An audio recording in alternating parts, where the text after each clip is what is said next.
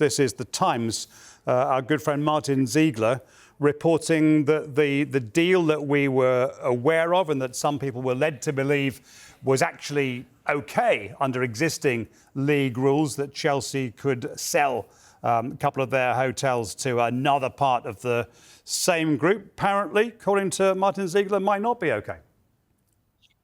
Yeah, I think there was a sharp intake of breath on Saturday morning when the Chelsea accounts dropped and we looked at these figures and we realised what had happened here, and they've actually exploited a loophole effectively that was in the rules. I think the key to this is fair market value, because these hotels are being valued at this amount of money, £76.5 million. But who is that an accurate figure? If they were up for sale, would they attract that amount of money from a buyer, especially when we're looking at a situation where Stamford Bridge may be redeveloped, maybe rebuilt?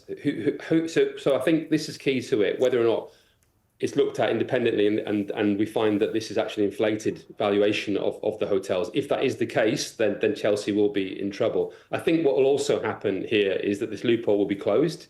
I don't think it exists in the EFL anymore, because I think that had been used before by other clubs. And again, it's an indictment of the Premier League and the Premier League clubs that they've allowed this loophole to exist. And Chelsea have taken advantage of it, it appears. And obviously, the one issue they face outstanding is whether or not it's a market value. I expect they'll probably not get away with it, but I think they'll be okay. But again, it is under severe scrutiny, and it should be a loophole that's closed.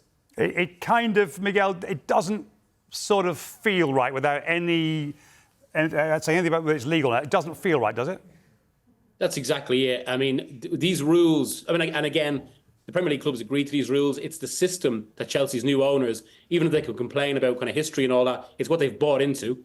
And the rules don't exist, so you can seek ways to evade them. And just a point Jason raised there about the loophole. I mean, this actually feeds directly in to this big debate about the independent regulator. Now, the independent regulator may not be perfect, but here we have a situation where this loophole has been allowed. And as you say, it doesn't feel right in terms of the spirit of how football should be regulated. But it exists because essentially the Premier League are a shareholders group of 20 clubs, rather than having regulation imposed on top of them. And sometimes in that sort of approach, it won't necessarily lead to regulation or rules that are necessarily the best for the spirit of the competition. And I think that this is a prime case of that.